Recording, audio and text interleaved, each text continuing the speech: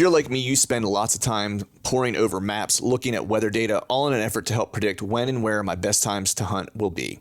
It'd be nice if there was a reliable source with all this information in one place. Enter the Spartan Forge app. Unlike some other predictive apps on the market, Spartan Forge was created from military combat intelligence experience tailored for hunters, and stands at the nexus of machine learning and whitetail deer hunting.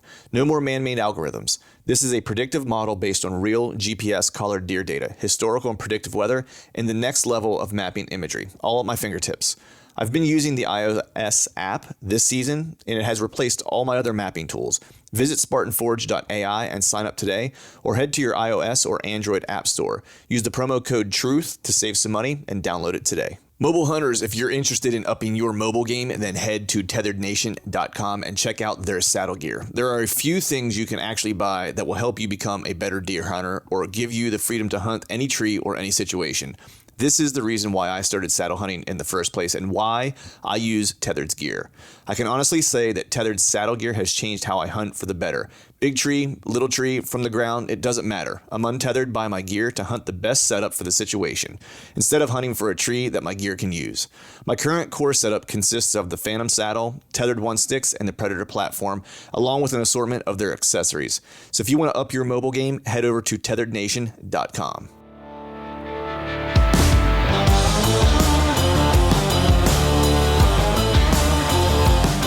Welcome to the Truth from a Stand Deer Hunting Podcast, brought to you by Spartan Forge. I'm your host, Clint Campbell, and you're listening to episode number 330. Today, I'm joined by Tim Carpenter to talk a purpose-built lifestyle and a safe place to become dangerous. So stay tuned.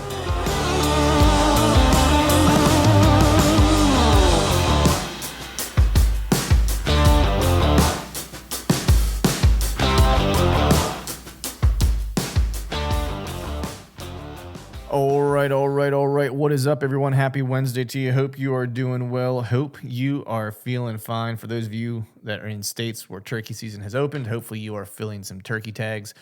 I'm actually looking forward to turkey season kicking off here in PA in a couple weeks yet. Self-admittedly, as I always admit, I'm the world's worst turkey hunter, but I'm looking forward to getting out in the woods. If nothing else, to really kind of kick off getting the rest of the trail cameras deployed for to watch the velvet pop here in the spring through the summer. At least the cameras that aren't already out in the woods. Some stay out all year round. Some I kind of set out, during the winter after I pull a few, and then the rest all get kind of set out by turkey season. That's usually kind of my cutoff to get all my cameras back out in the woods. But so with that in mind, speaking of cameras, you probably have a bunch of broken ones that are kind of laying around your house. So I want to give you a heads up on the upgrade program that Exodus has going on this year. They do this usually every year around this time. So you're probably questioning, what is an upgrade program and how does this work? Well, in short, any camera that you order on ExodusOutdoorGear.com, you can use the code UPGRADE. That's UPGRADE, and that will save you 25% on an Exodus render, a render bundle, a rival, or a rival bundle. After you place your order, the Exodus team will send you a return label for your trade-in camera. After receiving the camera, they'll ship your full order to your house or to whatever address that you want it shipped to. If you're new to Exodus, I'll just say this: they have a 5-year warranty, 5-year theft and damage coverage, and best-in-class customer service. I've been using Exodus for 7 years, and it's proven for me, at least, to be the most reliable trail cameras that I've ever personally used. Again, I have cameras that I got 7 years ago that are still in the woods and working today. So be sure to take advantage of this unique savings opportunity and replace those old junky cameras with the bulletproof and dependable Exodus camera. This upgrade program is only good for the remainder of April, or while supplies last. So as always, be sure to head over to their website and sign up for their email newsletter to stay up to date on all the announcements and all the sales and cool stuff they have going on. I've also caught wind that they have some really cool announcements that are going to be coming down the pipeline here in the not so distant future, so make sure to get on their mailing list. For all details on this campaign, you can head to ExodusOutdoorGear.com/pages/Exodus Upgrade Program, or you can head to the show notes of this episode and I'll provide a link there where you can head to get all the deets. So with that, we're going to jump straight into today's show. Super cool show for you guys today. I have on Tim Carpenter. Tim is the owner of Hellfisfish MMA and is my jiu-jitsu coach. Last week, Tony and I talked a good bit about, I'll paraphrase and just say doing hard stuff in any capacity will help you in whatever area that you're passionate about. So if you are a power lifter and you're passionate about bow hunting, powerlifting and overcoming challenges in that area might ultimately one day help you overcome a challenge you have in the backcountry when you're chasing elk or on a whitetail hunt when the chips are down and you're in the last day of a travel hunt and you got to try to fill your tag, and you have some really hard decisions to make. Whenever you've been kind of, through the fire, if you will, you become more comfortable in making those decisions under duress. And so I wanted to have Tim come on to talk a little bit about jiu-jitsu, because you've heard me make the kind of connection points between jiu-jitsu and some of the challenges that I personally face in jiu-jitsu and how it helps me think about bow hunting, as pertaining to a lot of stuff we talk about on this podcast, but just ultimately how it makes me think differently about choices and things that I do in life in general. And then beyond that, you guys have heard me talk to, a lot of guys on this show that are elite bow hunters. And I think, regardless of how elite someone is, whether you're talking about Tim, who is an elite jiu-jitsu practitioner who has, competed at the highest level of ADCC World Championships and was placed 7th in the world, in something like that, to, an Andy May or someone like that who we hold, in high esteem in terms of an elite bow hunter. Regardless of how elite someone is, there's always been, in any walk of life, there are kind of two truths that have always kind of popped up for me or has stood out. One, and it's hard for us to believe because when we see them, they just seem so kind of untouchable. And the one is that they all started at the bottom like you or I. They didn't just all of a sudden show up one day and be the person who they are at this moment in time. And then the second one is that there was never any substitute for time spent getting better. And it's that commitment that kind of runs through, is like kind of the red thread, if you will, between jiu-jitsu and bow hunting. If you want to be better at it, you have to be willing to, taste those failures along the way. Get smashed if you're on a jiu-jitsu mat as a white belt. That's going to happen. Even as a blue belt, certainly even whenever you become a purple belt or whatever, there's always going to be someone who's going to teach you lessons. And it's the same in the bow hunting woods. No matter how good you are, the deer still wins 99% of the time. So with that, we're going to just go ahead and jump into today's show. I hope you guys dig the conversation as much as I did. And as always, thank you all for listening.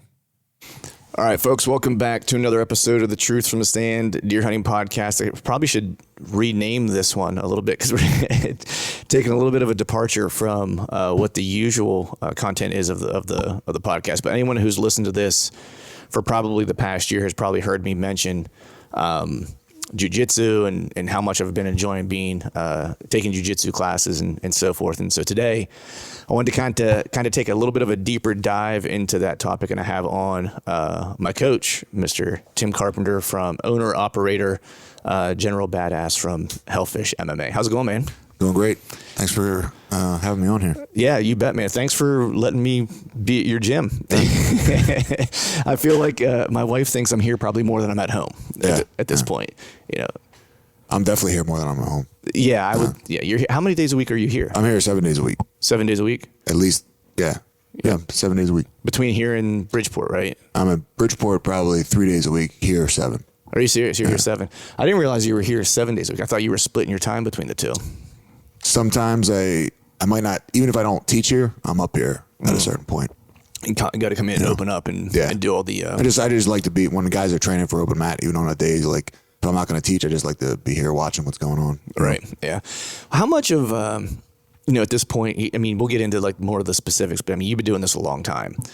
How much of, when guys are here just training, open mat, what do you pick up from those kind of like sessions to where maybe you're not even rolling, but you're just kind of watching? Do you still, because I know like you've been so immersed in jiu-jitsu and martial arts for such a long part of your life that I imagine that you get to points where you can just kind of observe things and kind of learn things and pick them up. Because I know for me, like with bow hunting, it's like you do it so long, I can just kind of see things or see a trail camera like video or whatever, and I can start to pick up little things I don't even need to be there anymore, or I can see it on a map. Yeah. For example. Yeah. Is it similar for you, like with jiu-jitsu, like when you see guys roll? For sure. And mostly like what I like when I'm watching the guys here roll, I'm just watching to see like what like certain guys need to work on. Right.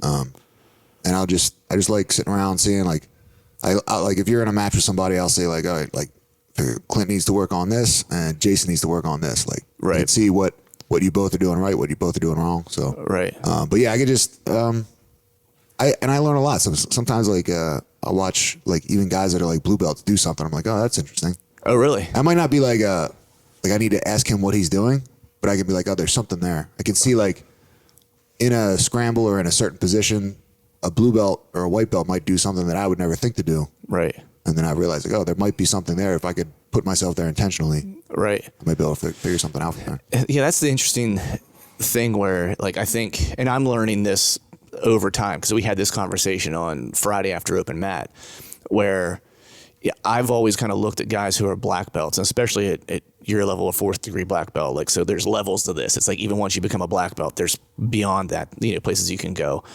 That you made the comment that, when you get your black belt, you think that I forget how you said it, but like you're not. Well, after you've become a black belt for a little while, you realize that you weren't as good as you thought you were when you became a black belt, right? And that you had so much more to kind of learn, which kind of blows my mind. And it's interesting to hear you as long as you've been doing this, that you'll see blue belts do something that you can kind of pick up, because I also feel like just how popular jiu-jitsu has gotten, like it's evolving quickly too. Very quickly. More so in the last like probably 10 years than in the 10 years when I started. You know? I guess maybe not that. It's constantly evolving, but from when I started to now, it's completely almost like an unrecognizable sport. Like if you were to watch a world championship match from 1996, right, it would be almost unrecognizable from a world championship match today. Like the way the guys are moving, the positions that they're getting into, right, sort of how dynamic it is. It's much more. Just a much more open sport now. Okay. I think it's because it's expanded so much. Right. Into So there's America all different and other countries. Right. That's an interesting point there, because like I was just thinking more along the lines of as it's become more popular, have more dynamic athletes got into the sport, which has changed it. Because like for example, you could look at like football, for example, and the money used to be in running backs, for example, right? And so like your best athletes usually on like at the NFL level was usually at the running back position. That was like 80s, 90s, whatever. As you got into like the 2000s, it's like all of a sudden the money was in defensive backs and wide receivers. So now your best athletes in high school and college wanted to be wide receivers and defensive backs because that's where they were going to get paid. And so it changed the complexion of the sport because your best athletes were moving to different positions. And so do you think that as jiu-jitsu has become more popular, that it's enticing those kids maybe who are really, really good athletes in high school, that maybe they recognize, like, so for me, as an example, I loved football, but I wrestled because I was too small really to ever do anything in football. So I wrestled because it was something that I could compete at my weight with people my own size. If there was jiu-jitsu that was available whenever I was growing up, I might have got into jiu-jitsu because it probably would have fit me a little bit better. And I was a pretty decent athlete, so I probably would have chose that over football. Yeah. You know what I mean? So, I think jiu-jitsu, especially when I started, it was martial arts in general attract like I don't want to say smaller, weaker, but basically smaller, weaker people that aren't necessarily into athletics. Sort of, if they want to do something like physical, they tend to drift towards something like a martial art. Right. Because of the whole sort of mystique around martial arts is being like, you'll learn a skill that you're able to like take on a bigger, stronger opponent and defeat them. Right. So I think when I started, because I didn't like any sports, I was like, had no interest in playing. I tried sports growing up, but I wasn't into it. Mm-hmm. But once I found grappling and judo and jiu-jitsu, that was like the thing all I ever wanted to do. Right. So I think it attracted less athletes back then and more sort of like almost nerds. Right. And now with the popularity of like UFC and stuff like that, now it's attracting big time athletes. Like you'll see like big time wrestlers like getting into it. Like Bo Nickel, for example. Yeah, exactly. There's even NFL players that you'll see them competing at like jiu-jitsu competitions now. Right. I mean, it doesn't surprise. I mean, I think it's great training no matter what you're doing. I mean, it's grappling and wrestling is like you can't mimic that type of cardio and just like the lactic kind of like build up in your muscles, especially like your forearms and stuff like that, just in general. Yeah, there's nothing like it's because when you do it, your body thinks it's in a fight. Right. Like for your life. Right.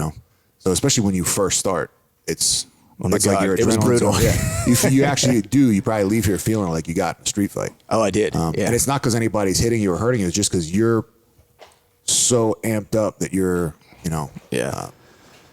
basically fighting somebody that it feels like an intensity that you haven't felt before, especially if you haven't wrestled or something. Right. Yeah. I mean, and therein lies the trick that I've been trying to learn, over time now is, not responding like like someone's trying to kill me at every moment. Right. Because I think that's the hardest part to kind of fathom or understand, especially I can just speak from a new guy perspective because it'll be like roughly a year, I think, coming up that I've been here at the gym here at the end of April, I think.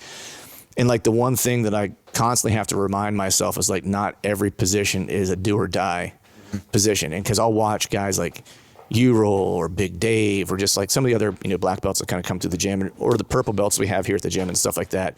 And there's a calm and almost like, I don't want to say nonchalant because I know enough now that I know that they're working, but it's not like wrestling where it's pressure all the time.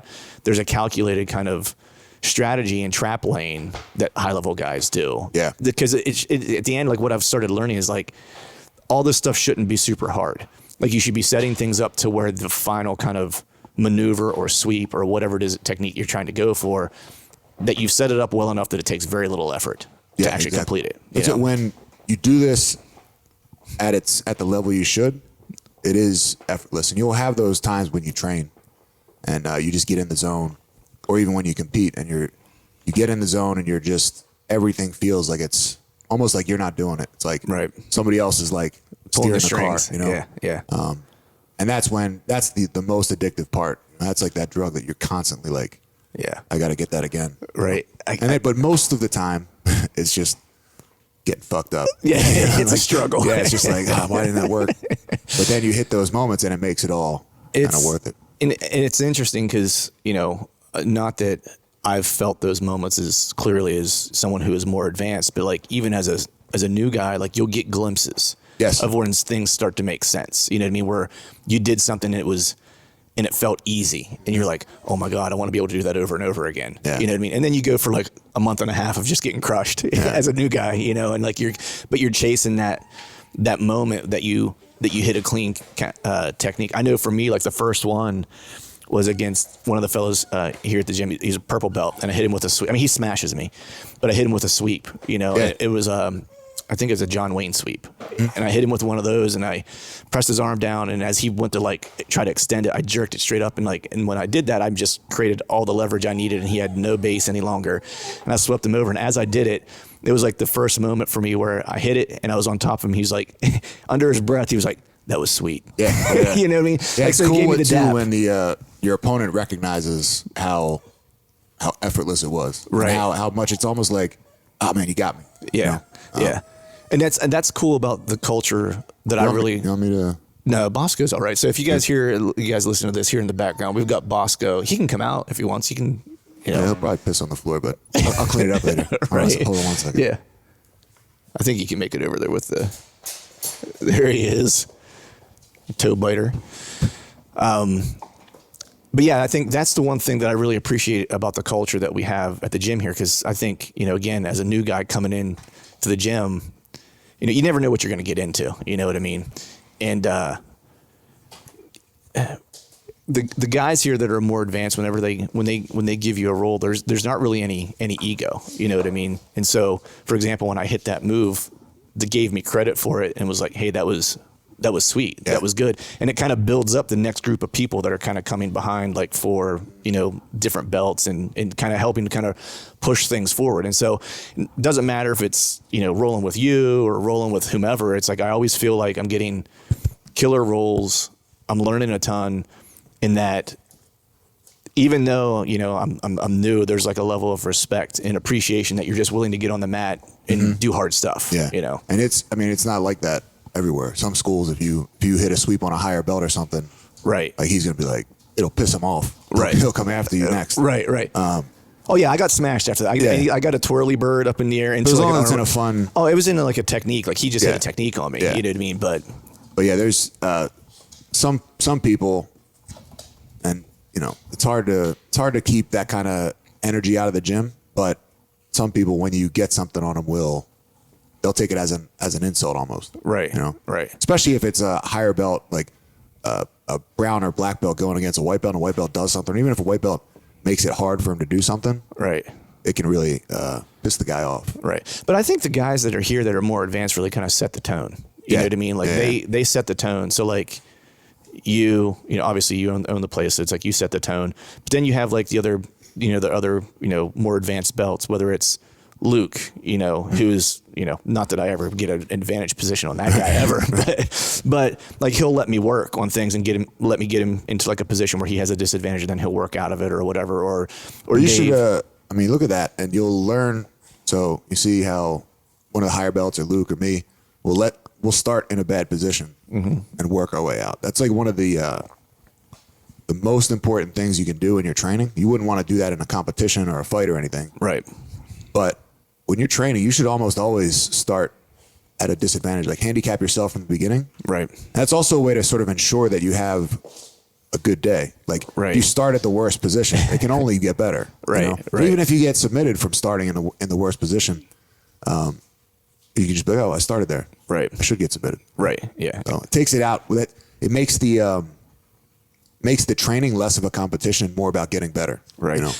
That's interesting because that's the other thing that I've kind of picked up on, that I think it was John Donaher said it, is that getting beat Monday through Friday, whatever, during the course of your training is what should happen. Mm-hmm. He was like, no one's going to remember the role you lost on Wednesday, March 23rd or whatever. He's like, you only are, and he's talking about guys who are competing at a high level, like the Gordon Ryans and the guys that are. Hold on 1 second. Oh, he's got something. Yeah, he's got a tag or something. Boss goes on the run. But yeah, that's what he was saying, that like, those guys are losing roles and matches all during the week, and no one's ever going to remember that role that they lost.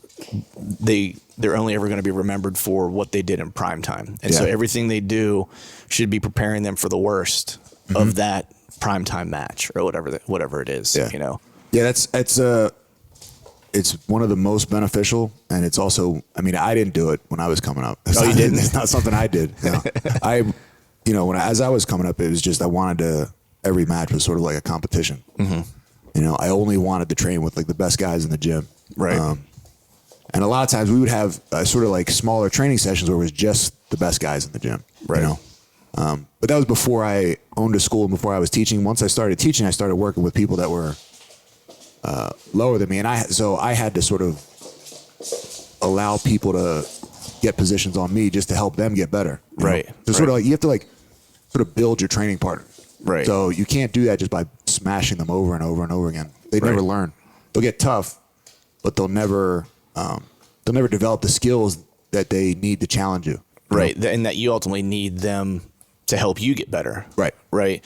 And I think that's the other thing that like, because this was a different culture for me than in wrestling, because wrestling was really the only type of grappling I'd ever done, and so that is very ultra competitive, right? Not that this isn't, but it's like, there really isn't a whole lot of interest, at least, when we're close to the same age. So it might be a little different now with like all the different kind of academies that people have and camps they go to and stuff like that. And there's a lot more maybe camaraderie like in that group than there was whenever I was growing up.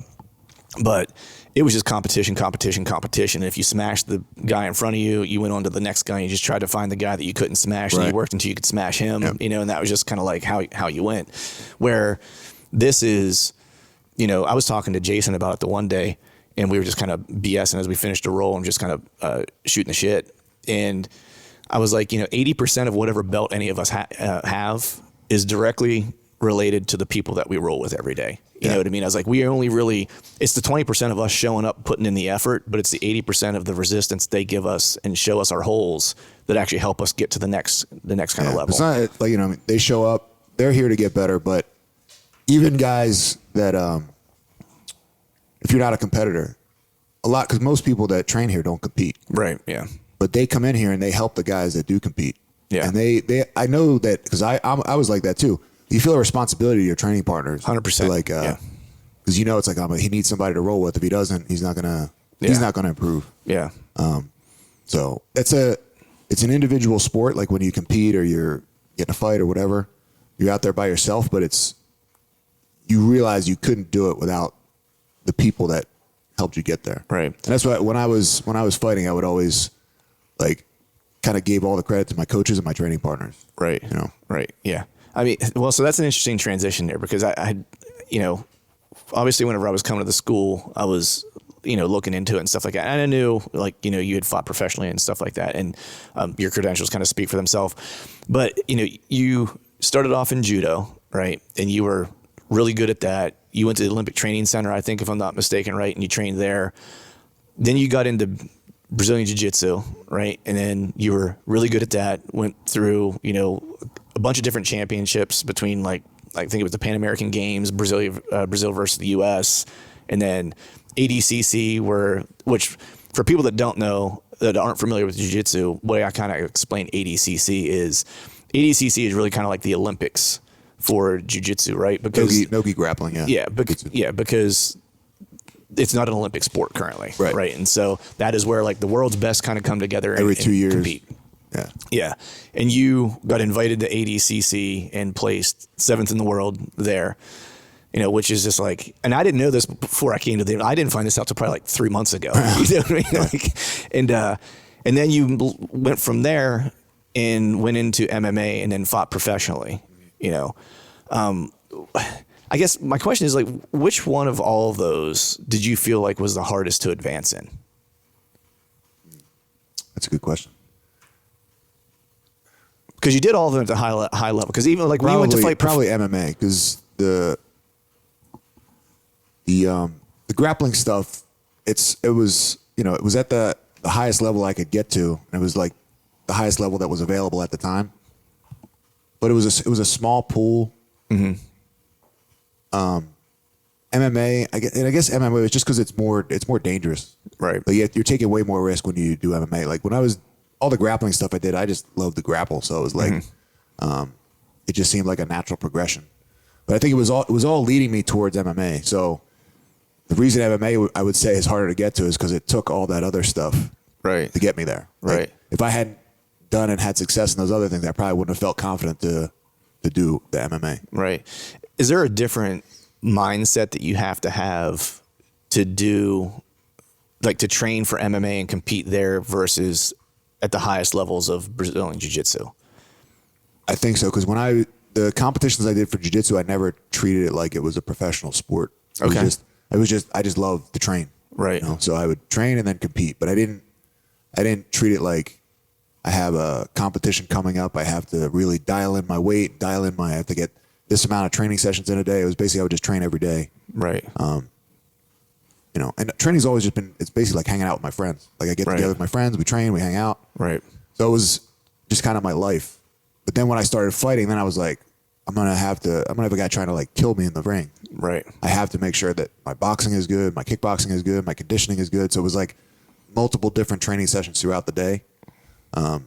So I treated that like I was in a professional sport. Whereas when I was doing jiu-jitsu and judo, I was just doing what I like to do. Right. It's almost more of a job. Right. And when you were in MMA, it was at the beginning of what it's ultimately kind of become now. Mm-hmm. Right. It was birthing what it's become. Right.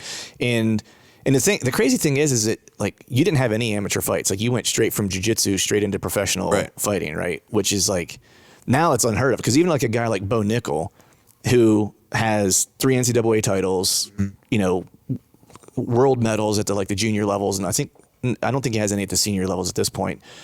And even he had to have amateur fights they made him take before they would let him fight professionally. It's more regulated now.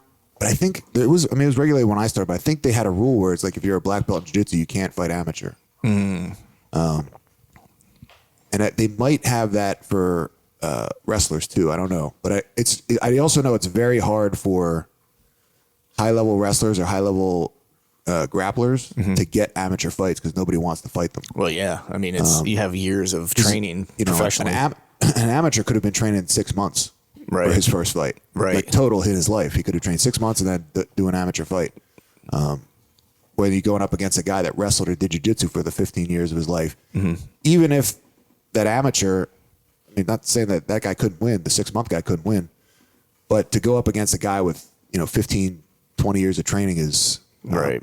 And you'll see even at pros, people don't want to fight those guys. Well, it's like Zach going to a tournament. Yeah. As like, what was he, like a blue belt? And He was a white belt. He's a white belt and winning the absolute division or something. He did the white belt division told with me the the story. gi, It's and then he hilarious. did like the expert division without the gi. And he beat purple belt, a brown belt, and a black belt.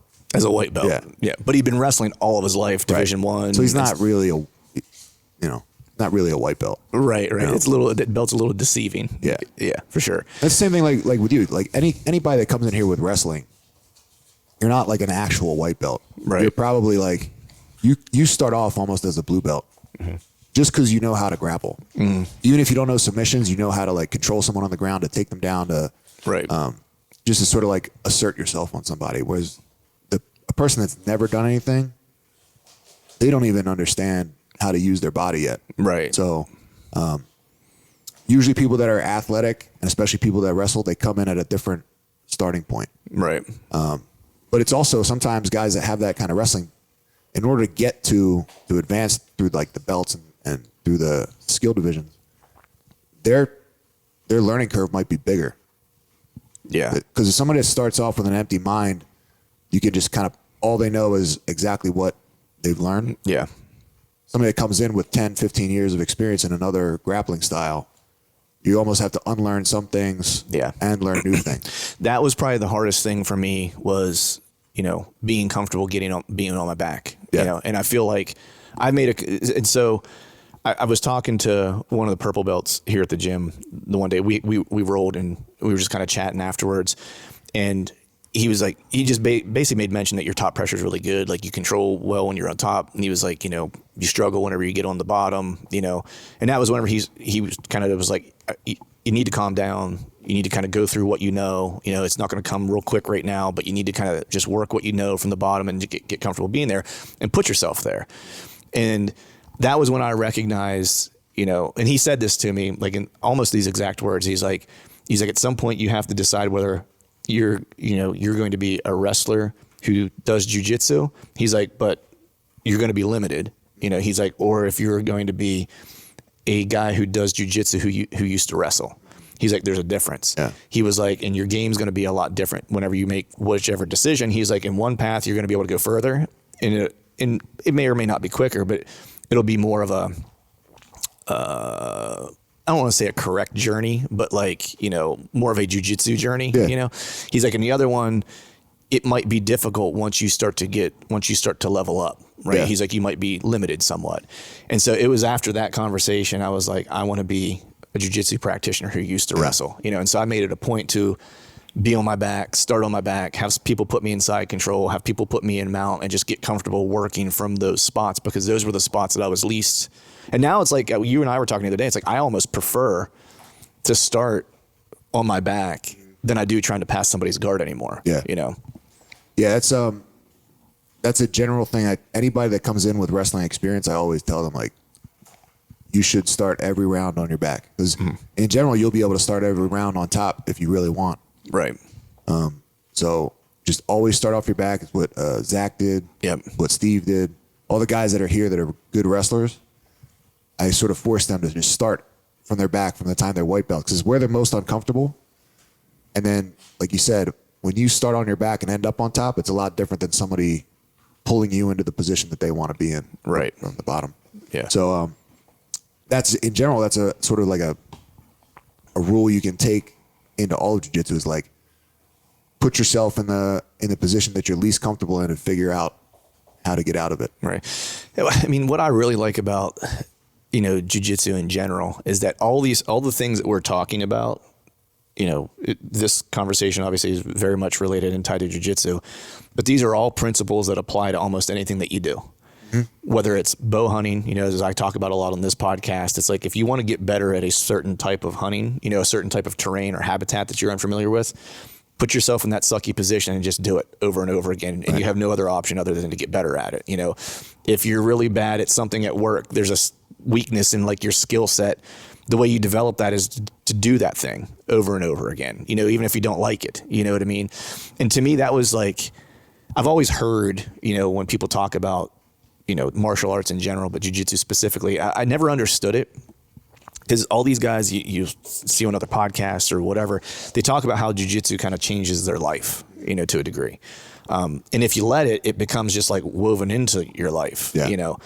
And I always kind of like materially, I guess, understood that because hunting kind of was similar for me and music was very similar for me.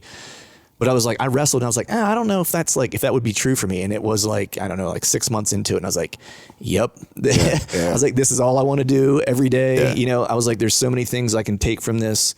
You know, it's creating adversity for myself to the point to where I enrolled my daughter because, you know, I was like, you know, she's growing up with a pretty comfortable life. Like her parents are, you know, do pretty okay, you know, and so she doesn't have a lot of wants or needs. It's like I need to create and manufacture some adversity for her so she is able to work through, you know, tough times. And so I enrolled her in the class here and she takes the kids class. And so I guess talk to me a little bit about like how obviously jiu-jitsu is like the part of the fabric of your life. You own 2 gyms and, you know, this is what you do every day. But like early on, like when did it kind of become that thing that, you know, that it was going to kind of be, you know, the thing that you were going to kind of build the foundation of your life on? I mean, it was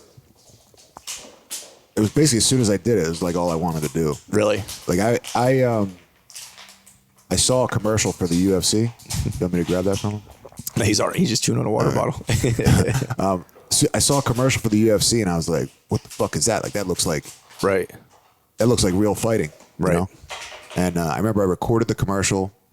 It was like, you know, a 1 minute sort of clip with like some action shots in it. Was this on a VCR? Yeah. So I would like watch it over and over again. And then I found a judo school. I wanted to do jiu-jitsu, but there was no jiu-jitsu around. I was 15, so I couldn't drive. And there was only one school in the whole city anyway. It was one small school. So I found a judo school. I went to that. And as soon as I did it, I loved it. And there was jiu-jitsu guys there that I got to train with and learn from. But really, like, as soon as I did it, it's all I wanted to do.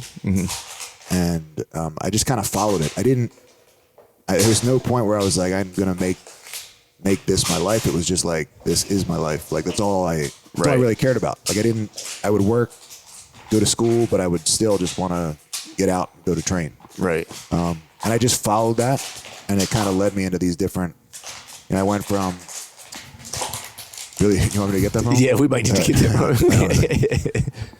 Tim said he got a good night's sleep, so he's loaded. He's loaded for bear today. Yeah, he's been like super well behaved at the gym every day until now. Yeah, he literally just hangs out and sleeps while we train. Maybe he wants to be a part of the podcast. Maybe he does. Yeah. So it wasn't like you were like it was a natural evolution. Yeah, because I had never heard that like about jiu-jitsu being a lifestyle. It was just I did it and I followed it, and then through the people I met in training, I was able to get jobs that allowed me to train more. I like competing. And then at a certain point, I just decided I thought when I started, like, jiu-jitsu was all about fighting. So that was like a natural progression for me to go from competing into fighting. Because I felt like, and I used to have this idea, like a jiu-jitsu black belt has to fight.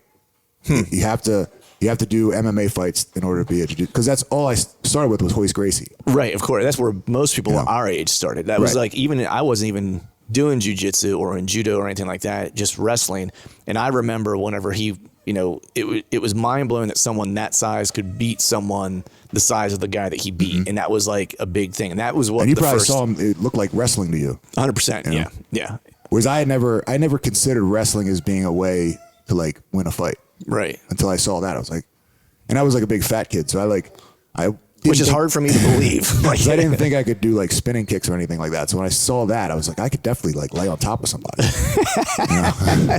Well, yeah. I mean, it's funny because like sometimes I feel like that's what you're doing to me when we roll. Like, it's just like, smashing me, So like I've mentioned 100 times, you've been doing this a long time. What has been the most challenging thing for you in jiu-jitsu? Like, what was the hardest part for you? That's a tough question. Because I don't think of it as any of it being hard. Okay, so let me rephrase it. Let me reframe like it. the hardest, technical aspect. What was of the it? hardest part for you to develop, or the most challenging part for you to I develop? remember early on, and I try to tell people this, like when they're having trouble early on, I was like, I didn't learn how to like escape side mount for like 2 years. It took me Really? like 2 years before I could ever like perform a triangle choke on somebody. I had like, the only way I could get on top of people was if I let them go for an armbar on me, and I could use that to escape and get on Momentum top. to roll through. But I didn't have the ability to like sort of like take people down very well. I really couldn't escape, because in judo there's a lot of pinning. Right. And after 30 seconds in judo, the match is over. Right. So like in a judo training, like guy would hold you down for 30 seconds, and then that's it. Right. So I could never escape. But I also, after 2 years of that, I developed the ability to escape quickly. Right. But it took me a long time, and I lost a ton of judo matches just getting thrown and pinned. Right. I guess starting out was the hardest part. Getting past the point where I was helpless to being able to like assert myself. Right. And I remember that, but it didn't seem hard. It's like I loved it. Right. And that's interesting for me to hear you say that, because like, watching you roll now, or watching your competition, like I've watched like your YouTube like videos of like your black belt matches and stuff like that.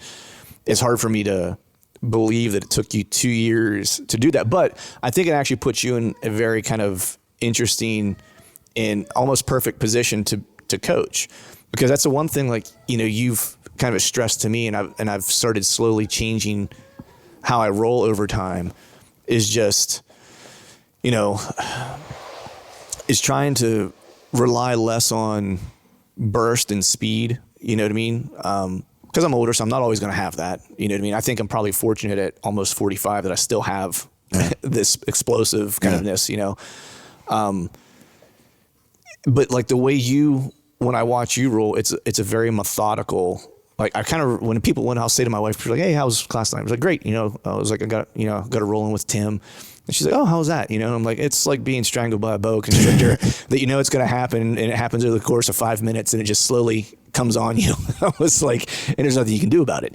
And so like I've tried to like start to adapt to kind of like use that approach more,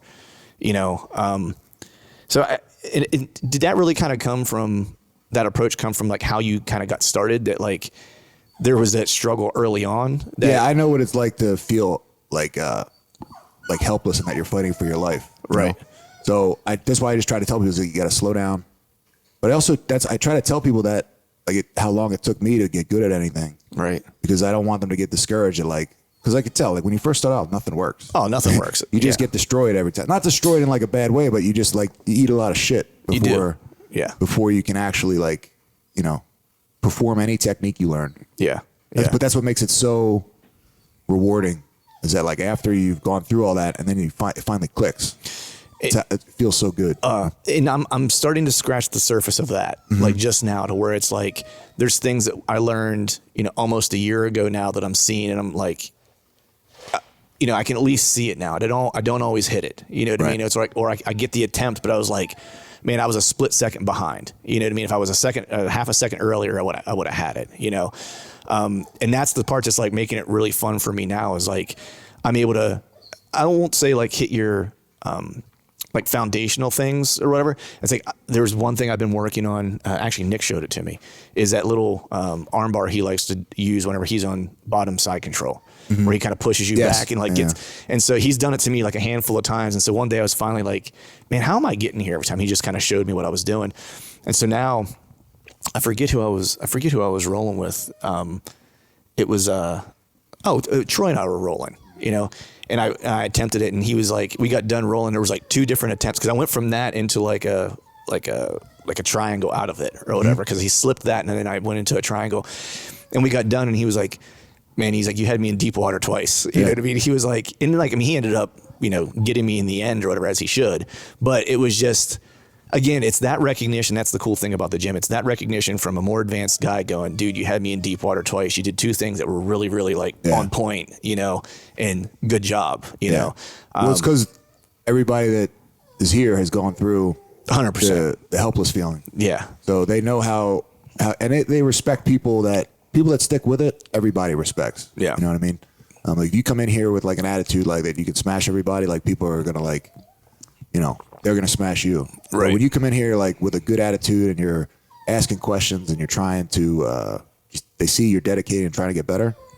They really try to encourage people. Yeah.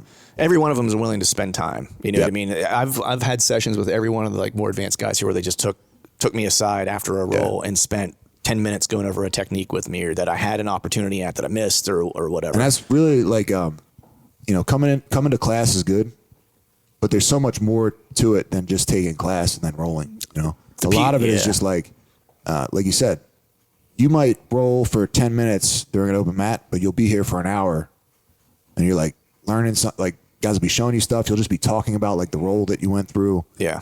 Saying like, what'd you do wrong? What'd you do right? Yeah. So it's more than just, you know, showing up to class and then going home. Yeah. There's a lot of the learning is done outside of class. 100%. Like that's for me, you know, has been the biggest. I think the biggest help for me was just like I stay for every open mat that I'm here for, you know, and that's like, and I learn a lot from the technique, the drilling aspect of things. But what helps me bring that to fruition is whenever I stay and I roll live, and I may not be able to do it that day. Right.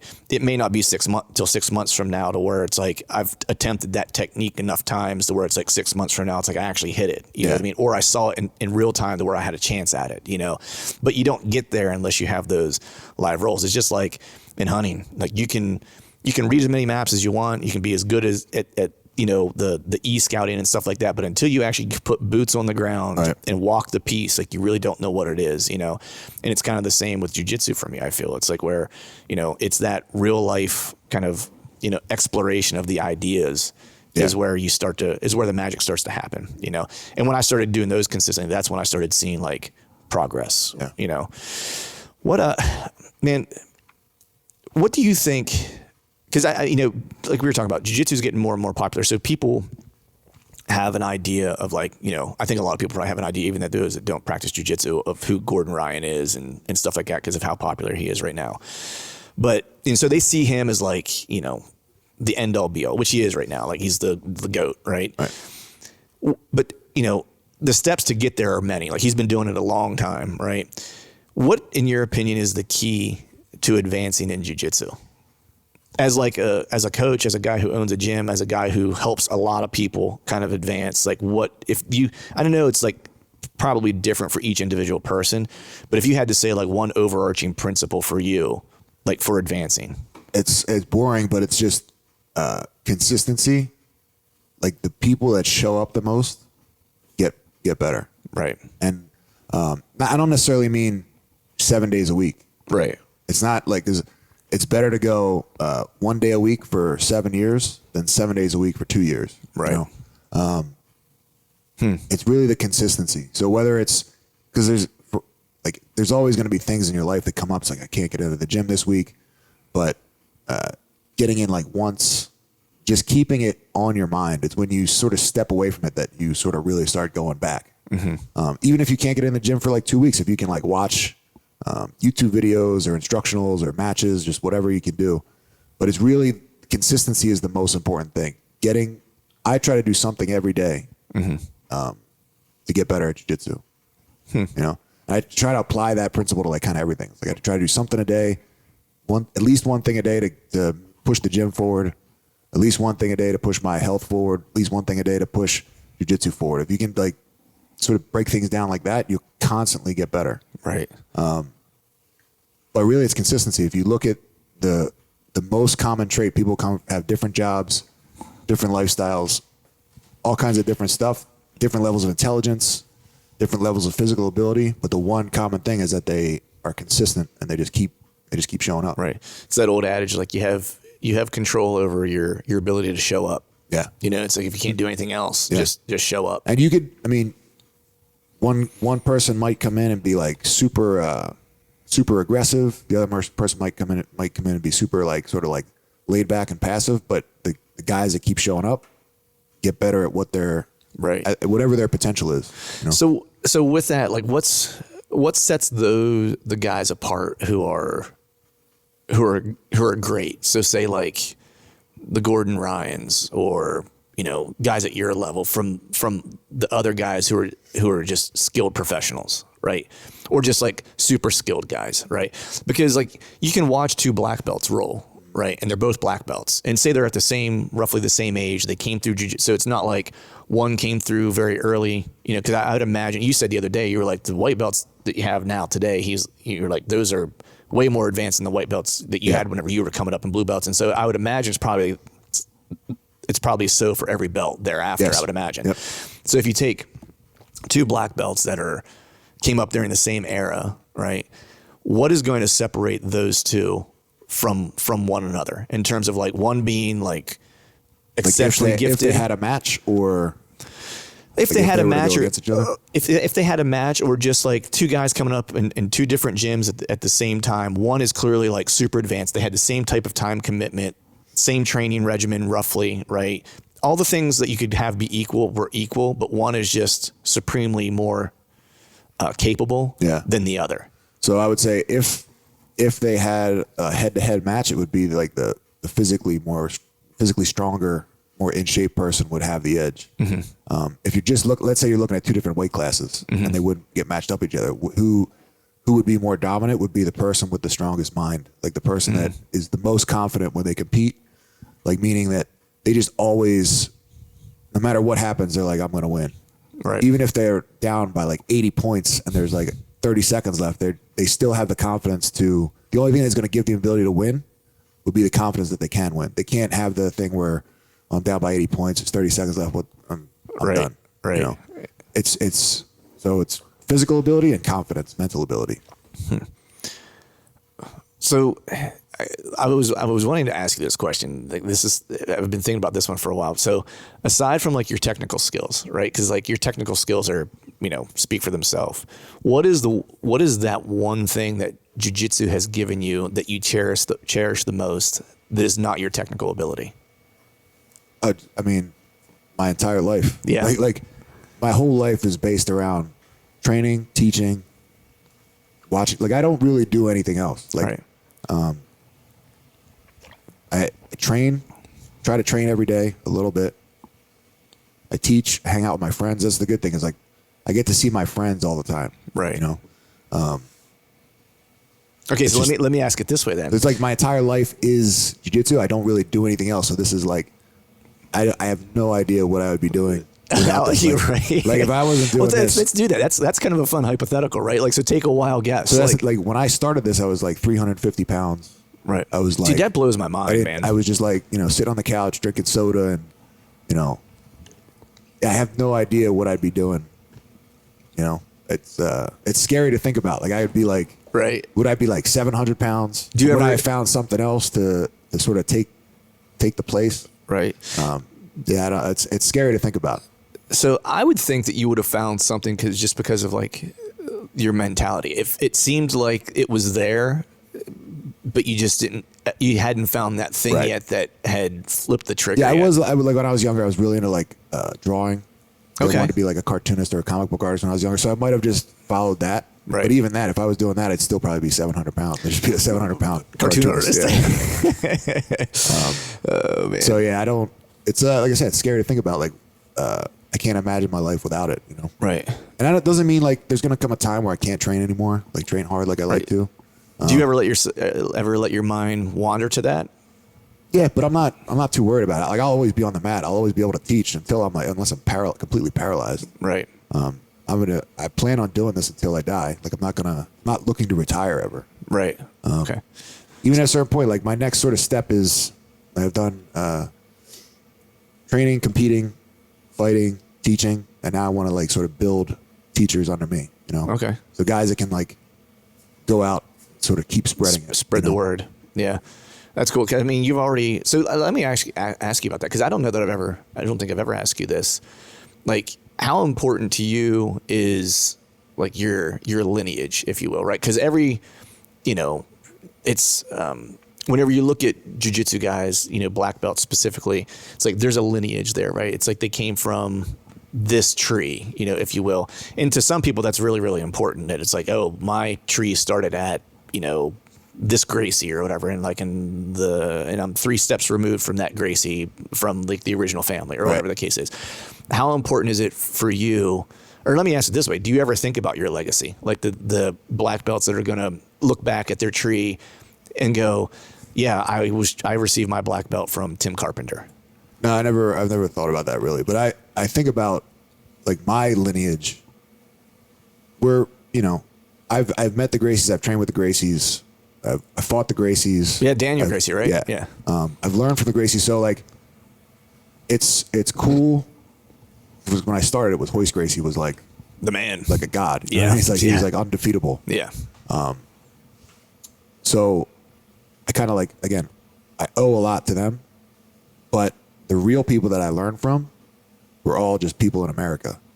So I think like my instructors, the guys that gave me my black belt, their instructors were Hoist Gracie, Horian Gracie, Elson Gracie, Henzo Gracie. Like they train with the Gracies like directly. Right. I trained with these guys, and all the guys that I learned from were Americans. Right. I went to a couple seminars with the Gracies, but I think that like the jiu-jitsu I teach is more like it's American jiu-jitsu. And how is that different? Brazilian. I mean, it originated in Brazil, just like jiu-jitsu in Brazil originated in Japan. Right. But now that they changed it to Brazilian jiu-jitsu, I think we're doing American jiu-jitsu. Because a lot of times now you don't even see the Brazilian in front of it. People just say, Jiu-jitsu. I'm doing jiu-jitsu. Right. Yeah. Which is really where it should get anyway. Right. Everybody's just doing jiu-jitsu no matter where you're learning it. Right. Right. Because I don't think there's really too much difference between Brazilian jiu-jitsu, American jiu-jitsu, Irish jiu-jitsu, whatever. Irish jiu-jitsu. Joe coming back, he was just doing some Ukrainian jiu-jitsu. Yeah, he'll be here today. Oh, is he? Nice. But so like my lineage is important to me just because I think I learned from the first generation of people in America that learned it. Oh, wow. Okay. Yeah. But I haven't really thought about your lineage, my legacy going. But when I think about the black belts that I've promoted, I'm happy with it. Right. I think that they all represent well. Yeah, they're savages. Yeah. Yeah. I mean, how old's Luke?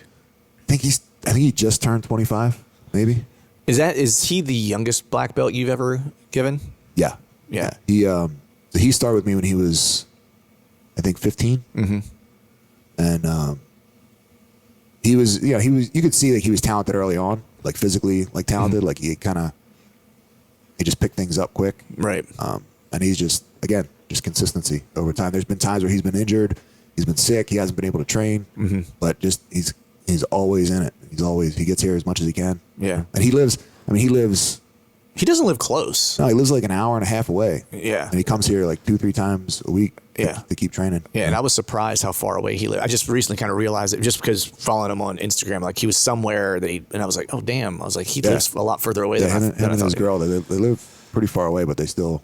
She's a savage too, man. I've gotten a couple rolls with her, and she's tough for sure. Yeah, that's something I never, when I was competing and fighting, I like refused to train with women. Really? I don't want to train with girls. I only wanted like the toughest guys. I didn't even want to train with like guys that weren't right, like even close to my level. I just wanted to train with ass kickers. Yeah. Yeah. Which was dumb because I think you get the best from training with people that are different, smaller, weaker, and worse than you. Those are the best people to train with. Right. Okay. Because you can practice on them. You can learn on them.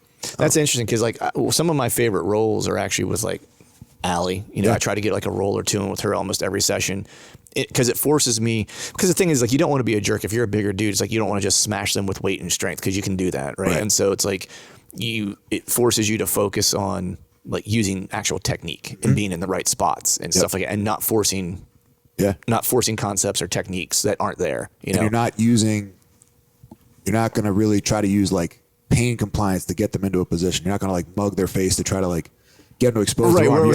Right. With Max, it's like I might like forearm shiver his face a little bit to get where I want to get or whatever. You know what I mean? Yeah. It's one of the most valuable things that I didn't learn until, again, like I said, like learn more as a black belt than I was before it. Yeah, that blew my mind when you said that. That's like one of the things that I learned was like there's so much value in training with people that are smaller, weaker, and less skilled than you. Right. Yeah, I think it's funny because when you said that, it made me. I thought about it that evening actually a little bit because it seemed so like backwards to me, right? But when I started thinking about it, I was like, from a hunting perspective, because that's one of the things I'm like most deeply kind of entrenched in, right? It's like the thing that I've been doing for like the longest time or whatever. And I was like, if I had to think about it, have I learned more earlier as a bow hunter, or have I learned more later as a bow hunter? And I was like, I learned more later as a bow hunter because I had better understanding, so I could understand ideas and things more deeply. And so it wasn't that I added like a new foundational level of things. Right. It was more of like I started understanding like the nuance and the detail of things I already kind of like the thin layer that I already understood as a foundation, you know, and then it started making sense to me. And it's like a universal. Every black belt I know has said the exact same thing. Well, Luke even said it to one night. He was like, I sucked as a purple and brown belt. I was like, dude, I've watched you roll as a brown belt, beat black belts, and I've rolled with you, and like, truthfully, I can't tell the difference. Like, like, you know, you might not see it from the outside. It might look like, well, he's doing the same things he was doing, as a purple belt, but it's just like the depth of understanding and like how easy it is for him to do it now. Right. You know? Yeah. And that's really what, especially I think, for me, teaching, becoming like a full-time teacher. Like I've always taught since I was like a blue belt. I started teaching, but it was like 1 or 2 days a week. But when I started doing, 5, 6, 7 days a week of teaching, that's when you really, really develop a deeper understanding of everything. Right. It's one of the best things you could do for your skill development is learn to teach. It was actually why I started this podcast for hunting. Oh, really? Because I was super into bow hunting. I wanted to get better. So I wanted to meet guys that were like you in the bow hunting space, right? That were just like at the top of their game. And I was like, if I have a podcast, they'll be willing to talk to me, right? And so that's what I did. And then over time, it's like it's become more of me helping people understand what I know, whatever amount that might be, and helping people kind of get that, and teasing stuff out of like really, really good hunters helps me kind of better understand the things I already kind of know, right?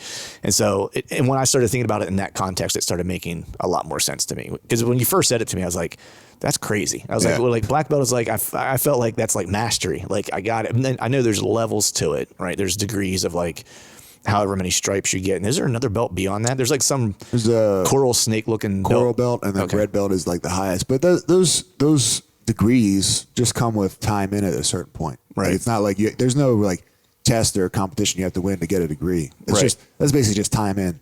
Right. So, as long as you show up at a gym after you get your black belt, somebody will give you stripes. Right. You don't pay. I tell people like, don't pay attention to stripes, don't pay attention to belts. Like none of that means anything. Like you seen like Zach's beating black belts. Yeah. Steve beat a black belt in a competition when he was a blue belt. And I knew the guy was a really good black belt before the match started, but I didn't tell Steve. And Steve went out there, just thought he was just some guy, and he beat him. And I told him afterwards, he was like, he was a black belt? He's like, man, if you told me that before, I would have shit my pants. Yeah. So like the belts and stripes mean nothing. I remember I had a couple kids at the competition months ago, and the one kid was like, oh, he's a yellow belt. I was like, that doesn't mean anything. Right. And I was like, go out there and see what happens. And he went out there and just smoked the kid. Right. Yeah. I think that's the one thing, that, because in the hunting space, just to kind of make a parallel, like there's a lot of, what have you put on your wall? Like how big is your biggest deer? And like, and in some ways it hasn't ruined, but in some ways it's tarnished, right? Like the experience, if you will, right? Because people will get caught up in like keeping up with the Joneses and what does this guy do? And not everyone has the same circumstance, And so for example, people in PA probably aren't going to kill the same caliber of deer that are killed in Iowa just because they're very different places from a deer standpoint. Right. And I kind of saw that like in jiu-jitsu, and that's the one cool thing about jiu-jitsu is I feel like, well, especially here, is that I kind of learned early on to just kind of like let my journey be my own, and not be hung up on, do I get stripes? Do I not get stripes? Do I have a belt? Do I not have a belt? Because everyone kind of progresses at their own. And you said this to me the one day, and because I think you probably saw me getting frustrated is actually probably what it was. And it was just normal frustration. I just had a bad like day of rolls, where it was like, it didn't seem like anything I did was correct. And I'll roll with girls and maybe people who aren't, have been doing jiu-jitsu as long as me, and I work on technique and stuff like that. But there's also that like competitive part of me where it's like, I've tried to, you probably see, I try to go roll with like the toughest guys in the gym. I want the pressure because I want to know what I need to change or what I need to get better at. And, and there's a couple guys in here I roll with consistently that I just like, I'm always like a day late and a dollar short. You know what I mean? But the thing is like it's the one thing about jiu-jitsu is like, if you come in behind a guy, like as long as they're consistent, chances of you catching them probably aren't going to happen until like you both get to like a certain like level of like mastery. Right. So say someone comes in as a white belt, right? Or like brand new, right? And there's like a blue belt, right? That like the chances, if they're both consistent at the same rate, they both show up 3-4 days a week, whatever it is, that white belt probably isn't going to catch that blue belt until maybe they get to like purple or brown. I will say he's never going to pass him, but you can have good rolls, but he won't pass him, I guess is what I should say. Yeah, you'll never, you probably won't get past him until he's too old to compete with until you physically. Until the physicality starts to change. Right, right. But that's correct. But so you probably saw me getting frustrated, and I was talking about like a technique or something like what I needed to work on, and you were like, dude, like, don't worry about. He's like, you said use that person as a gauge, as to like how you're progressing, if you're getting better, where your holes are at. Don't use them to determine whether or not you're getting better. Right. You said. And you asked me point blank, you said, could you kick your ass 6 months ago? Yeah. And I was like, yeah. You were like, then you're on the right path. And that was it. Yeah. You want the guys that are your, ahead of you, those guys are like, you test yourself against them. Mm-hmm. It's like, where am I at? Yeah. And you'll know, like, if you and you can do it. It's as simple as like, I roll this guy, he tapped me out 6 times in 6 minutes. Next time I rolled him, he tapped me out 5 times. I got better. Yeah. It's going to get to the point where he's not tapping you out anymore. Right. And then it'll get to the point where you catch him once in a while. Right. That's really how it goes. And I like, it's a cool thing to experience from teaching that, a guy like Luke, like I used to be able to submit him like whenever I wanted up until maybe a year ago. Right. And now he's just in the last year, he's a black belt now. He's like taking off. Now it's like one of the hardest roles. Right. I'm like, fuck. Now he's a guy I have to test myself against. Right. You know what I mean? Now I'm like, I don't feel like rolling with him today. But like, I want to say like, when I do roll with him, I'm like, all right, I gotta see where I'm at. Right. Yeah. Because I mean, with him, it's like, not only is he talented, like I shouldn't say talented, skilled, right? Because I hate saying the word talented because it implies that the person just naturally had, like, he's skilled, like he's also talented, very talented. Right. Like he's the combination of hard work and skill plus talent. Right. But it's like I've watched, some of you guys' roles, and I even like a year ago watching, like you're saying, because I remember watching, like whenever he would come in and watch you guys roll to watching you guys roll now, it's like a different animal, and he's just so.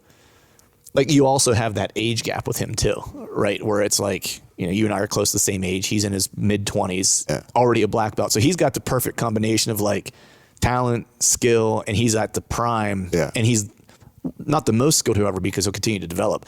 But like he's at the peak of like his, capabilities, I guess, if you will. Yeah. Well, so I got my black belt when I was 25. And like I said, I realized later like I didn't know anything. Right. I think I hit my peak around like 38. Even after I got done fighting, my peak of like my jiu-jitsu skill combined with like how my body felt, as far as like my body's ability to perform, was around like 37, 38. That's when I felt everything was like firing on all cylinders. Right. So that's what's scary to think about as a guy that's 25. He has another 10, 15 years before things start breaking down. Right. Right. So, and that's going to be 10 to 15 years of adding skill onto that physical ability. Right. It's, that's what's kind of scary when you look at a guy like that. Right. Now, from a coaching standpoint, like, do you enjoy more training the hobbyist? Yeah. Or the guy who... The thing I enjoy the most is, like the hobbyist. People that just do it because they want to do it. Right. Not somebody that's like, I don't want to train anybody that really doesn't want to be here. Right. Like if they're doing it, I just do it because I want to stay in shape. Like I don't really care about that. Right. But like the people that are like into it and want to progress, not so much get belts, but get better. Just skill acquisition. They just want to get better. Yeah. And they're like obsessed with it. They're like, oh, what did I do wrong? Like people that ask questions, like stuff like that.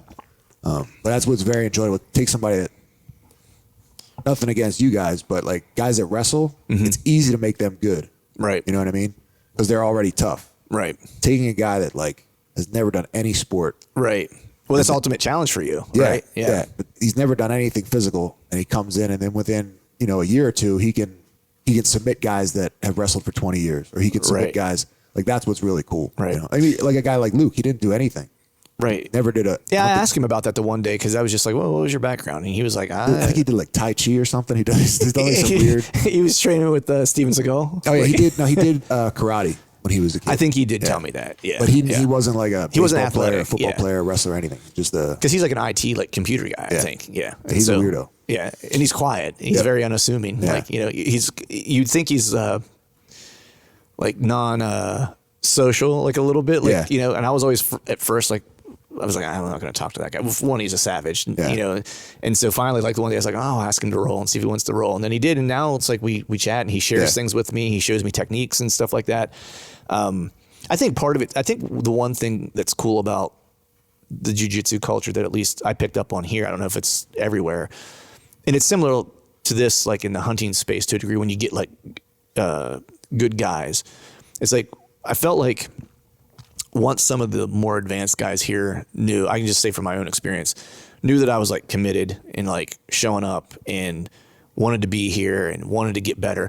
At first they're like, I'm not going to roll with you. It's also spazzy white belt, so I don't want to get hurt either. There's an element to that too. Yeah. But like once they see that like you're into it, you have questions, you want to get better, it's like then they start to like open up to you. Like Big Dave was this way. Like for a while, like, we would roll a little bit, but he wouldn't say much, and now, like after we roll, we'll get done and he'll kind of take me aside and be like, hey, when I was doing this to you, this is what you should have been doing. And he's been really good about specifically like letting me know, like, cause I'll ask something and he'll be like, you're not there yet. Like, just like what you're doing is what you should be doing right now. Like if I explain to you what you're supposed to do here, it's not going to make any sense to you. When you get there, I'll tell you, you know what I mean? Like, and so he's really good about giving me the things that I need right now that I can use to help, but not giving me things that will seem like flash at this point in my journey versus substance. Yeah. You know what I mean? Yeah. But flash comes later. Yeah. And like, as I've been going, it's like, I don't know. I mean, it's cool, but I watch you, I watch Dave, I watch Luke, and I see a lot of substance, not a lot of flash. There's basically like an infinite number of submission holds you could use on somebody. Different ways to choke them, armbar them, leg lock them, neck crank them. There's a million different ways to submit somebody. But in general, I only teach like 7. Right. There's only like 7 moves that you need to know. And those are like the 7 moves that... The 7 deadly sins. The 7 that work from the time you're a white belt to the time you're a black belt. And once you understand those, you can do other stuff. Right. But almost all of your like wins are going to come from those 7 basic submissions. So I think you and I talked about that the one day. I was asking you about it. And so I'm a little bit of a nerd. So I was actually doing research and I was like, I wonder what the highest sub percentage rates are for the different subs, like at ADCC, at different levels. So I actually, and Zach Bush and I were texting back and forth about it. And I found a chart that actually showed statistically like what subs are most often used. Naked? Rear naked was like the top one in no-gi. And then it was like what you would expect. It was like armbar, triangle, and heel hook. I think there was, heel hook. It might have been like 5th or something like that. But it was like the staples, right? And then in gi, it was like some form of collar choke, which was basically like kind of like a rear naked, right? It was like from a back take or whatever. And then it was like still a rear naked, but like most of the stuff that applied in no gi also applied in gi. And then it made sense to me where I was like, this is why these are like the handful of things that you need to focus on, like from a submission standpoint, because these are the ones you're going to most often get to. And it's not surprising. It's also the ones that have the most variations off of. Yes. You know what I mean? And so it was just, that type of stuff like started clicking for me. So then it's like, I was like, all right, cool. I'm going to start trying to run arm bars, what I mean? From any possible way I can find one, because that is like the highest percentage opportunity to get subs, But man, I want to switch gears here really quick. And, you always hear, or at least I have as like a new guy, right? Because I'm kind of like immersed with this stuff, like reading about it, watching videos and stuff like that. And there's like a natural thing that seems to occur that people talk about, that like they get the blue belt blues, right? Or that's the belt that has the highest attrition rate. It's like people get a blue belt and then they bounce, right? For whatever reason. You know, some of it is they just don't see as much progress, or they thought they got a new belt and all of a sudden they should smash everybody and they're not, or whatever the case is. So I wanted to just kind of go through the different belts and ask you what the most kind of challenging aspect of each belt is. And just, and we'll just kind of like lay it out. So if we started with white belt, like for you, like what is the most challenging thing about being a white belt? So I'll have to give you this from what I see, not from what I've experienced. 'Cause it was all fun for me. Right. Yeah. Like there was never a thought of like, I shouldn't do this. Right. So I think white belt is just it's going to suck for a while. Right. And you have to actually enjoy the process. It can't be like, you want to come in here and win. Right. It's like, you have to come in here and learn. So white belt is just basically like survival. Yeah. And it's going to be a lot of you getting like held down, things not working, feeling stupid, feeling like it'll never work. And you have to get through that to get to the blue belt. Right. And so when you get to the blue belt, because this belt has the highest attrition, right? A lot of people drop out here. Like, so what is the most challenging thing for a blue belt, and why did they drop? I think they dropped because I think one of two things. Either they think they got it. They're like, well, I'm a blue belt now. It's good enough. Right. Or they realize how much further they have to go. And like, I don't really feel like doing that. Like, right. Blue belt is the easiest one to get. Mm-hmm. Yeah. Well, because the white one you just get when you walk in the door. Right. You know what I mean? Blue belt is the first one you actually earn. And yes. And blue belt's the easiest to get because you don't know anything. Right. So once you learn the handful of techniques you need to know to be a blue belt, it's fairly easy to get. Right. And then basically by the time you're a blue belt, you know all the moves of jiu-jitsu. Right. You know what I mean? Right. You know the rear naked, you know the triangle, right. Kimura, you know all the moves, and you understand like I have to pass the guard, I have to take people down, I have to sweep people. You basically at blue belt you know everything. Right. Then it's a matter of developing like a depth of knowledge over the next 10 years. Right. So it's, I guess, being able to look forward and understand that it's going to be a lot longer before there's a belt. But none of the belts ever really meant anything to me. Like I was happy to get them. Right. But I was never, when I started, the highest belt in my area was a purple belt. So I was like, man, it'd be amazing if someday I could be a purple belt, but probably not. Well, that's kind of what that's how my mind is. Yeah. You know what I mean? It's like we were talking about that on Friday after rolls when we were talking about like black belt. You've learned more as a black belt than you learned, all the way through. And I was like, rolling with the purple belts that we have in the gym, I look at them and I'm like, my God, like, I don't know how the hell I'm ever going to get there. You know what I mean? Like, it just seems like they're so far, like so much better than me in every position, in every possible way. If I do get something, it's like a fleeting moment. You know what I mean? And so I can totally see how someone gets there and thinks it's like, but I think that's where, or that it's a daunting task to get to the next.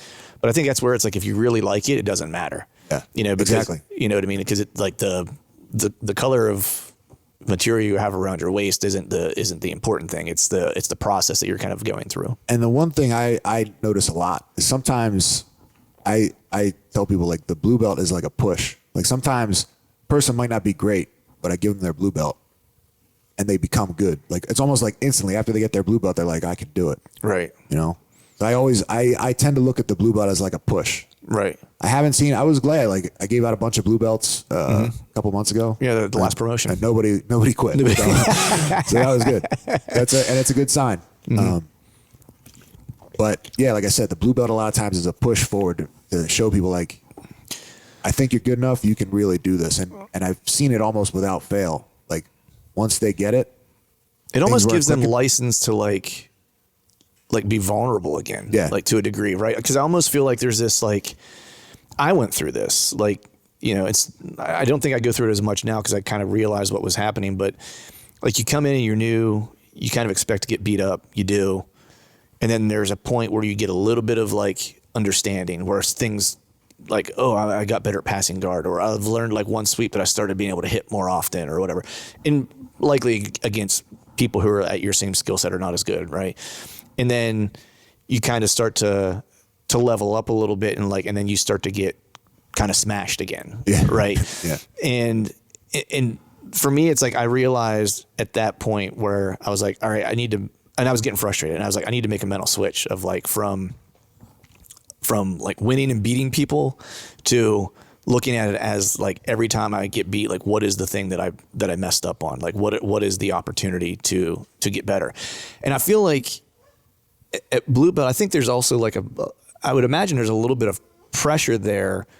Like just me personally, how I would think about it. Cause even like I got 2 stripes at the promotional on my white belt, and I felt not a pressure, but an obligation that Tim sees that I'm progressing. I feel obligated to not let him down, to not go backwards, to get better. Yeah. You know what I mean? So I feel like a belt promotion, like a blue belt in my mind, is like the affirmation that coach sees that I have the ability. I need to make his decision correct and continue to press forward. You know what I mean? Yep. So I guess it worked. All the guys stayed. Yeah. So for purple belt, man, what's that challenge? Because at that point, that's really where you first are considered like to gain a level of expertise, right? Yeah. Purple belt was my favorite belt. That's when you develop your game. Right. All right. So we're back. Dog had to take a little poop break. So we're back. So I think we were at purple belt. What's the, when guys get that, what is the most challenging part of getting a purple belt and kind of advancing through that, or what the attrition rate looks like there? So going from blue to purple, I think you'll spend usually your most time between blue and purple. Yeah. It's kind of like what I've seen. And I imagine that's why a lot of blue belts drop out too, because it's like there's that skill acquisition from white to blue is like, nothing. So it's 100% gain from white to blue. And then once you get to blue, it's like, yeah, exactly. Gain the additional knowledge just comes slower at that point. But purple that was like my absolute favorite belt, because that was when you sort of start developing you're kind of becoming who you're going to be as a purple belt. Like you're developing your game. You're good enough to sort of like pretty much you can catch anybody. Mm-hmm. Maybe not consistently, but you'll catch purple, brown, and black belt sometimes. Right. But because you're a purple belt, there's not much. If you get caught, it's not like there's no harm to foul. If you're getting caught by brown and black belt, it's a big deal. Right. Like you should be. Right. But you catch them, it's like, oh shit, he's a good purple belt. Right. Right. So it's purple belt was my favorite just because it was like, I think I spent the most time between purple and brown. Right. And it was, from my memory of it, was like my favorite time. Lots of competing, there's lots of training. Right. And then brown belt, I felt like. Yeah, what's the challenge there? Because that's like, I've read and I've listened to other guys kind of talk about this, where brown belt for them was like, a lot of them had said the same thing. Like purple belt or blue belt was tough for all the reasons you mentioned. Purple belt was their favorite because of what you had mentioned, because it almost gave them a license to explore, right? And then they were like, brown belt was like their least favorite because it was just like, you're now advanced from a purple belt. You still see how far you have to go to get a black belt, right? And you're just kind of like, oh man, you're kind of like the middle child. Yeah, that's kind of how it feels. But for myself as a brown belt, like when I started, I didn't think I'd ever be a purple belt. Right. So I was like, almost like I couldn't really. I was like, I'm a brown belt, but I probably never get a black belt. Right. You know what I mean? So I wasn't. Yeah, I didn't really feel anything about like. I didn't really feel anything as a brown belt. It was just like another step. Yeah, I was surprised that I was a brown belt. So from a coach perspective, like what do you see guys that you have trained? Like what is the most challenging thing for them, or has it been for them at brown belt? Yeah, brown belt is like you basically, again, you know everything you need to know to be a black belt. Mm-hmm. It's just a matter of like sort of, I guess, like just proving yourself, right? That you're like black belt material, right? Which can be stressful, I imagine. Yeah, so there's much more expected of you as a brown belt. Like as a brown belt, you should be able to beat everybody below you and somebody above you, a bunch of people above you. So, brown belt's a weird one. It's a very hard one to sort of like. It's hard for me to even remember being a brown belt. Right. So for black belt, what is the most challenging thing, either for you or guys that you have watched that you've promoted? Like, what is the hardest part about, like, not becoming, but like once you've become a black belt, what is the hardest part about being a black belt, or the most challenging part? The hardest part about being a black belt is everybody coming for is you, out to get you. like no matter where you go, everyone's trying to test themselves against you. Yeah, exactly. Yeah, exactly. So, all your rounds are going to be hard because people that are below you think like they can go as hard as they want against you, and they can, but they're like, well, I'm not going to beat him, so I might as well just go full force. Right. So they come at you with or they come at you with they've given up already. Right. That'll happen sometimes, but it's just everybody's out to get you. Right.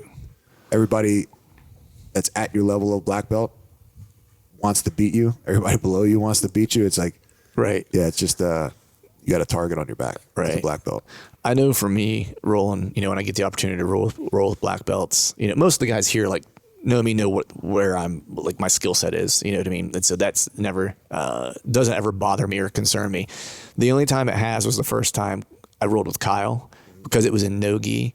And when I roll with a black belt for the first time, if I don't know them, I like to be in a gi because I like them to see my belt. You know what I mean?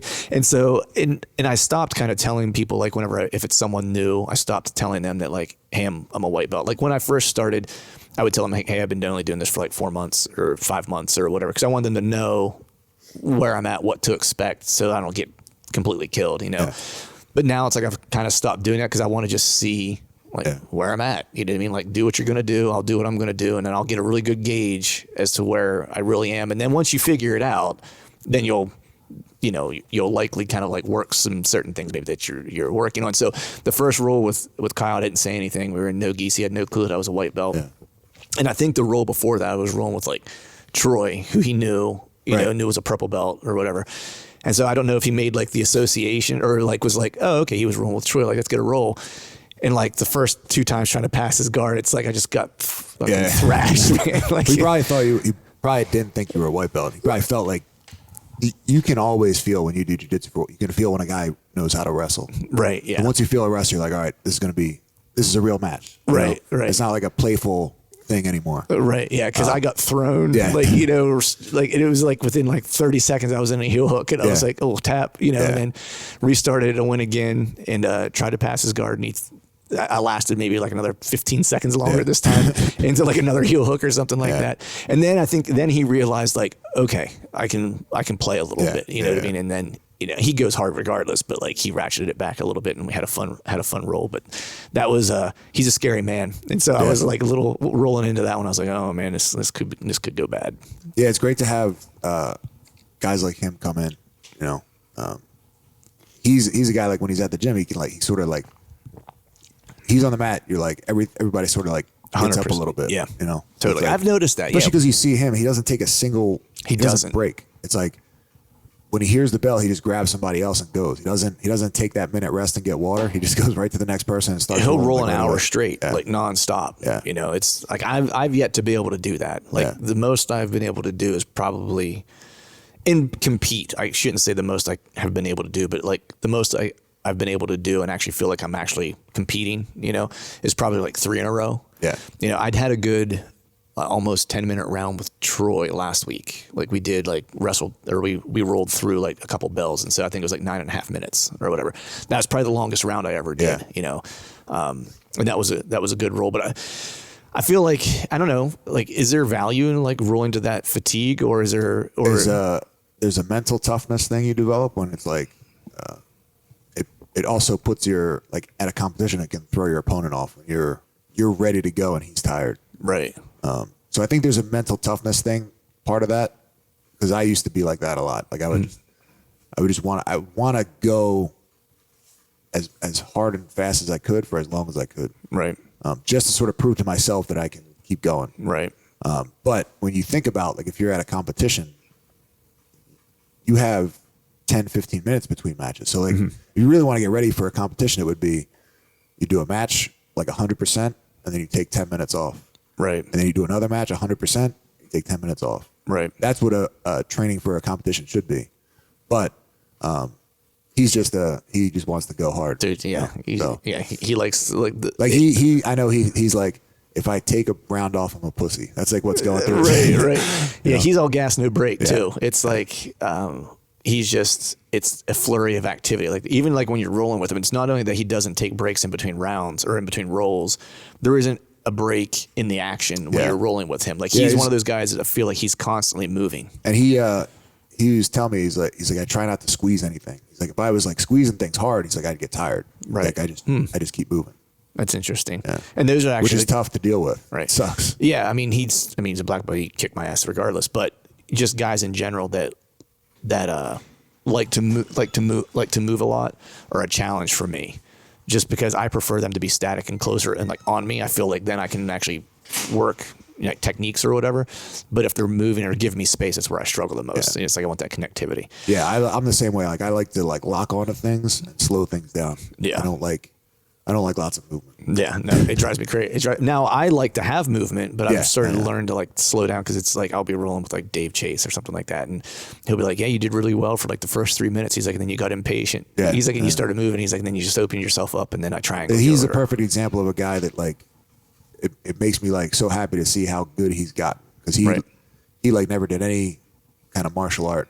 Right. Came into jiu-jitsu with no like real physical gifts. Right. And he's become like a tough, dangerous guy on the mat. Yeah, he's really good. He's so slippery. Like, it's like anytime you have something locked in on him, it's just a matter of time. That's what's cool to see when you have a guy that like, he's been on the mat with, guys like Luke for years. He's been with these like physical like monsters, and he's had to find a way to sort of develop a style to get around that. Right. Without being able to like match people physically, he's able to sort of technique his way around things. Right. Yeah, it's an interesting, jiu-jitsu's cool the way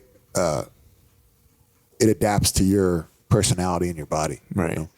Well, at what point do you think a person should really start having like a plan for each one of their roles to develop? Because I felt like for me, especially first starting out, like I didn't know enough to know like even how to have a plan. Yeah. And I feel like now I'm getting to a point to where it's like I have enough of an understanding where I think I have an idea of like the things I need to get better at. I'm able to kind of see things during rolls, or rolling with the guys here that'll point things out for me, and I can kind of write those down and know like, okay, this is something else I need to work on. Like, at what point do you think guys should start having a plan to come into roll to continue to develop their skill?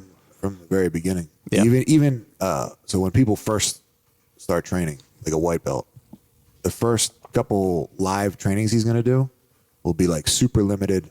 It'll be like, you're starting in the mount, all you have to do is get out. Mm-hmm. So that's like, your goal is to get out of the mount. Right. And I don't let them go past that. Like, it's not like once you get out of the mount, you keep going, because they won't have any idea what to do at that point. Right. So from the very beginning, it should be very like putting constraints on your training is like one of the best things you can do to get better. Like if you were to be like you said, I'm just doing arm bars. Mm-hmm. Like you're constraining yourself you can't do any other submissions. You can't go for triangles, rear nakeds, anything. You just have to go for arm bars. That's going to make your arm bar, your awareness of it and your execution of it go through the roof. Right. But it should start from the very beginning, from the most basic to the most advanced. Even if it's like, I want to learn how to do buggy chokes from bottom side mount. Max. Yeah. Yeah. Awesome, man. Well, we got some guys rolling in here to the gym. We're getting ready for our 11 o'clock leg lock class. So before we get out of here and shut this thing down, why don't you let everyone know where they can follow you on Instagram, where they can find the gym, where they can find out information about the gym for people who are local who are considering doing jiu-jitsu. Hellfish BJJ is my personal Instagram. Hellfish MMA is the gym Instagram. It's Hellfish Mixed Martial Arts is the name of the gym. We have jiu-jitsu, we have Muay Thai, we got kids classes. And then I have a podcast called Ninja Rob. Ninja Rob podcast with a couple other jiu-jitsu guys and martial artists. So check that out. I just want to shove it in my partner's face that I can boost the listen. So just listen to one episode and comment that you came from this podcast. Awesome. Well, I appreciate you coming on, man. We're going to do more of these. I appreciate the gym. I appreciate the time you take to give me instruction. And this is like my second home. So just glad I found it. Cool. Thanks, man. All right, folks, that is a wrap for today's show. I'd like to thank all of you for listening. And if you haven't yet, please head over to iTunes and leave us a 5-star rating. And be sure to subscribe to the podcast. And hell, while you're at it, head over to YouTube and give us a sub there too. I'd be super appreciative if you do those few things for me.